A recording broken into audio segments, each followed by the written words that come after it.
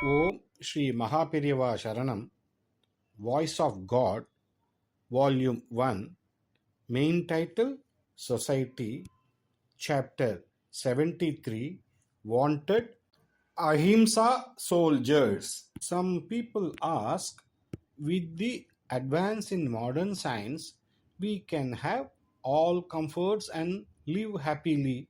Why do we need religion and the attendant practices? It is true that with the aid of science, several means of comfort can be created. But the question is whether happiness is achieved by this. Happiness is something related to mental satisfaction and contentment. People are engaged in ceaselessly accumulating money on the basis that there are wants still to be fulfilled and that certain things are necessary for a comfortable life. By so doing, do people feel contented? We only see that they have lost even the satisfaction they had earlier. Along with that, competition, class differences, and hatred, etc., have grown. It is an impossible task to satisfy man's needs. True happiness can be found only by reducing our desires. It is religion that shows the way for this. Therefore, it can be said that since science has advanced, the need for religion has also increased. America and Russia clearly demonstrate that by the advance of science and worldly things, it has not been possible to find peace in oneself. Atma Shanti. Russia is the country which made Sputnik first and sent it to orbit. It is a communist country. There is no religious teaching in that country.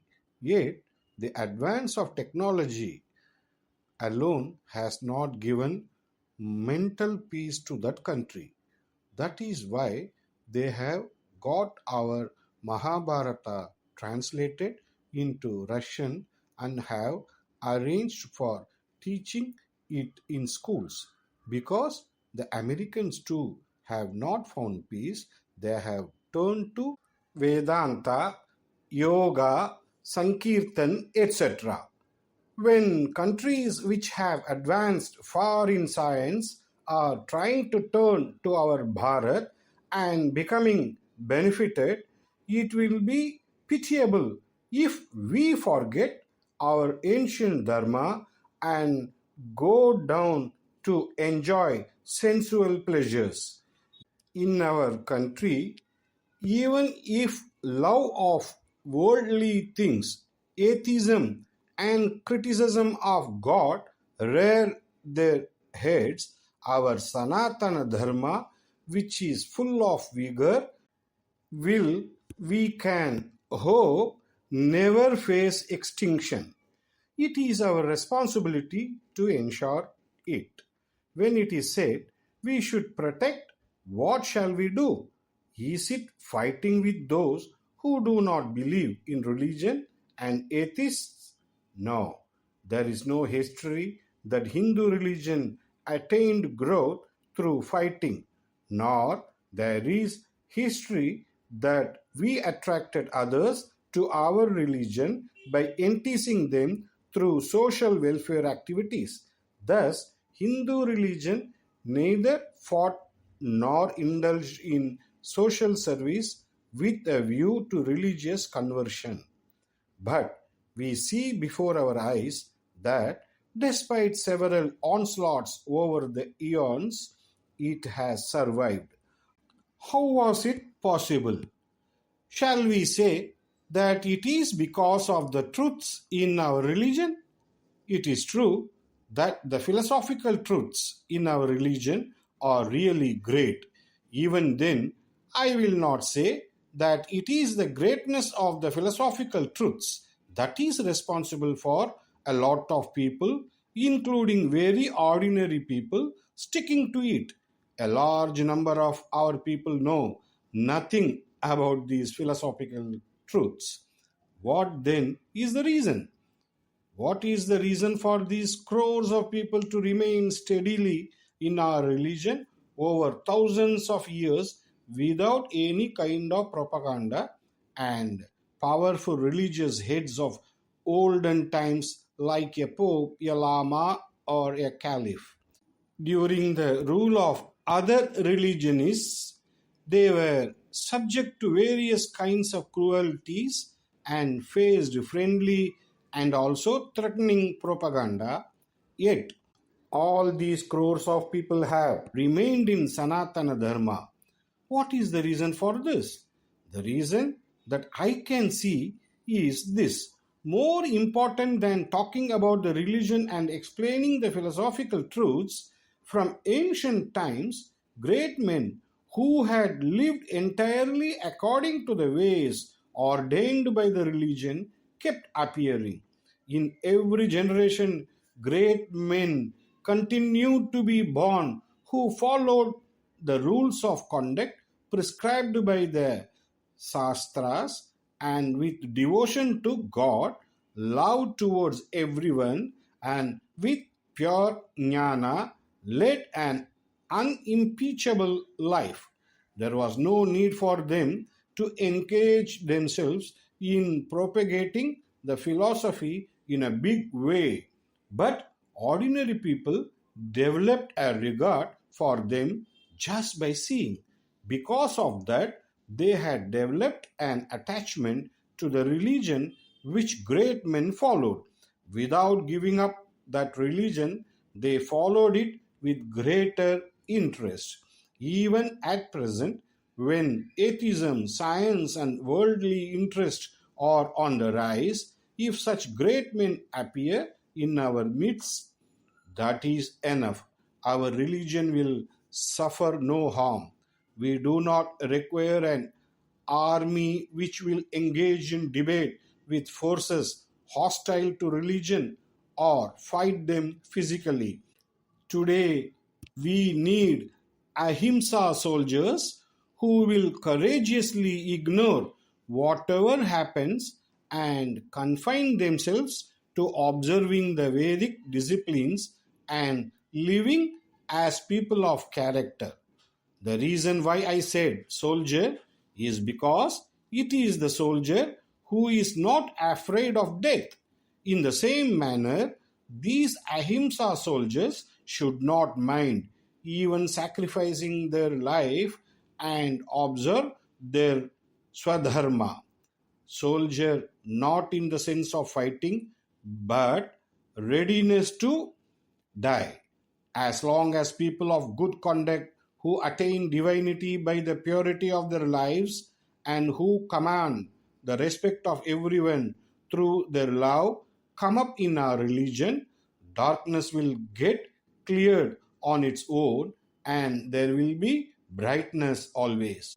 If without selfish desires, religious observances are followed as ordained in Shastras, discipline, that is, control, purity of mind, etc., will come of their own, and everyone can reach the superior state. It does not matter if all cannot reach that state. Only if all people make efforts, at least one in a million can evolve into a true Mahatma. If a few such people come up, that would be enough. Looking to them only, our people will get attracted to Vedic Dharma, our religion, which prospered by the example of the lives of great men who had attained fullness, should continue to grow in the same manner. If we make wholehearted efforts, Lord Parameshwara would certainly extend his hand. Do not fear that atheism is showing its face. We should realize that the Lord creates these oppositions only for us to examine ourselves and correct ourselves.